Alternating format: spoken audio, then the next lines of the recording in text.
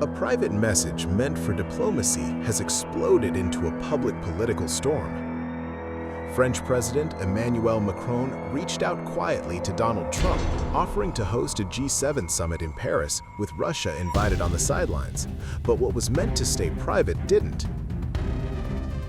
Trump posted the message in full on his Truth Social platform, instantly turning a confidential exchange into a global headline. In the text, Macron proposes a high-stakes meeting after Davos, suggesting talks with Russia, Ukraine, Denmark, and even Syria as tensions rise over Greenland and looming US tariff threats against Europe. "I don't understand what you are doing in Greenland," Macron wrote, while stressing alignment with Washington on Syria and Iran.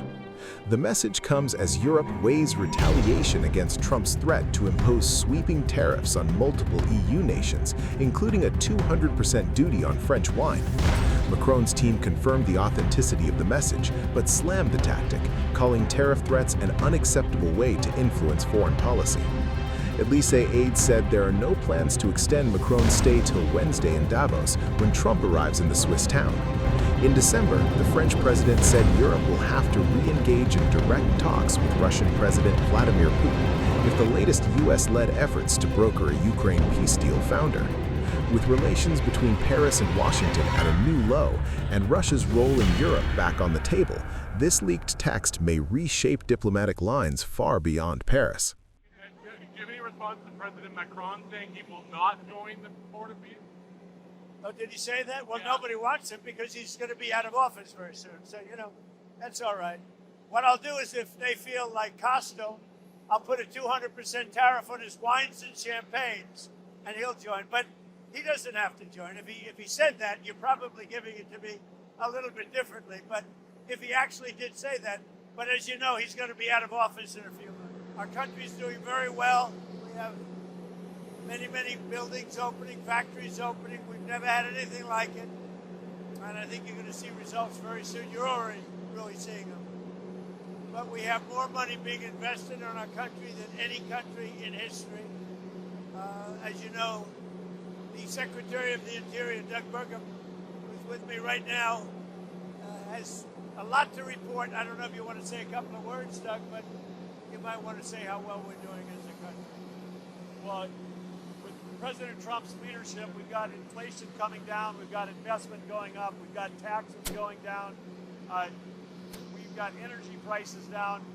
Everything is aligned for us to have a banner year in 2026, and the interest in building and investing in our country has never been greater. There's never been anything like it. The money being invested in our country is unparalleled. There's never been anything even close, by many times more than China or any other country. Do you have any questions? President Davos, or what will be your message to the leaders? Well, I think I have a lot of messages for Davos, but the primary message is how well the United States is doing. And I say it all the time. A year and a half ago, we were a dead country, and now we have the hottest country in the world. I mean, you're beneficiaries too. If you look, some of you have 401ks. You don't have to tell me your numbers are the best they've ever been.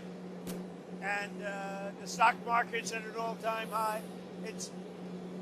We are just doing great. So I think the message in Davos, we're leaving, going to have an interesting time. We have a lot of meetings scheduled, but the message for Davos is how incredible our country is doing. Can you speak to your letter that you wrote to Prime Minister saying that the Nobel Prize has influenced your thinking on Greenland? No, I don't care about the Nobel Prize. First of all, a very fine woman felt that I deserved it and really wanted me to have the Nobel Prize, and I appreciate that. If anybody thinks that Norway doesn't control the Nobel Prize, they're just kidding. They have a board, but it's controlled by Norway, and I don't care what Norway says. But I really don't care about that. What I care about is saving lives. And I think I've saved tens of millions of lives. If you look at India, Pakistan, just as won 2 nuclear powers, you look at so many of the countries that were in a 30, in some cases, a 35-year war, and I got it done. We stopped 8 wars, and maybe we'll be stopping a 9th very soon. We'll see. What do you plan to say to European leaders in Davos when they push back on your Greenland plan? Well, I don't think they're going to push back too much. Look, we have to have it. They have to have this done. They can protect it. Denmark, they're wonderful people. And I know the leaders, they're very good people, but they don't even go there.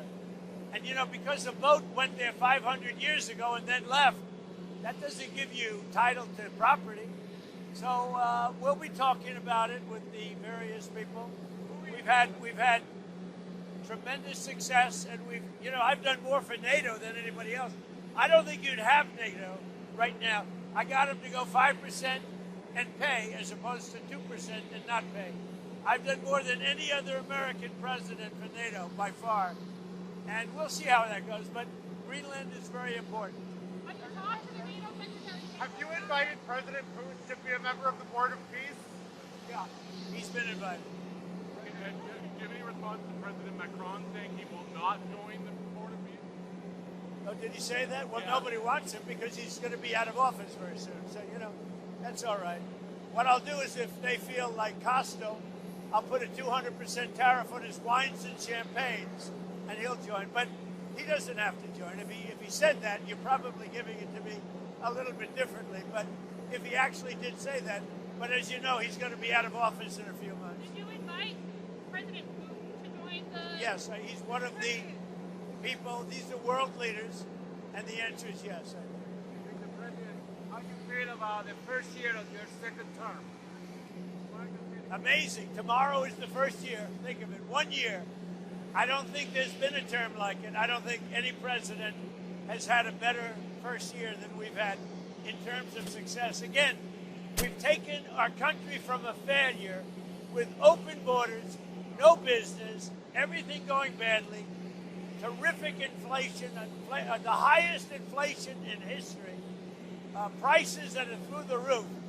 And we've brought prices down. We have very little inflation. We have a great economy. And the prices are coming down still further.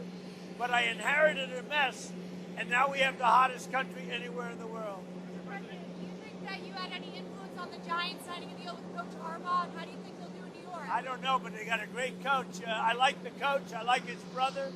They came up to see me with about 3 months ago. They came up to see me in the White House. Did you know that? Yes, I did. With the mother and father, because the mother likes me and the father likes me, and I think they like me.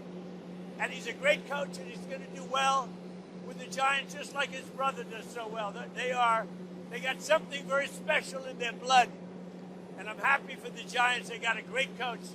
It's nice that you ask. I put out a strong word. Hire Coach Harbaugh. President, you tell us about the Fed. Will you make a decision before Davos? Yeah, I know who I want You know who you want? in the Fed. When will you make a decision? I'll announce it sometime, but I know who I want. Thank you. You said securing the Arctic from Russian threats is important to you. Why are you upset about NATO allies thinking that, more seriously in Greenland by holding military exercises? Well, that wasn't a military. They sent a few people, and they say they sent them not for me, but to guard against Russia. But NATO's been warning Denmark for about 20 years now, longer than that, 25 years. They've been warning Denmark about the Russian threat. And it's not only Russia, it's also China. So we'll see what happens. But let's put it this way. It's going to be a very interesting Davos.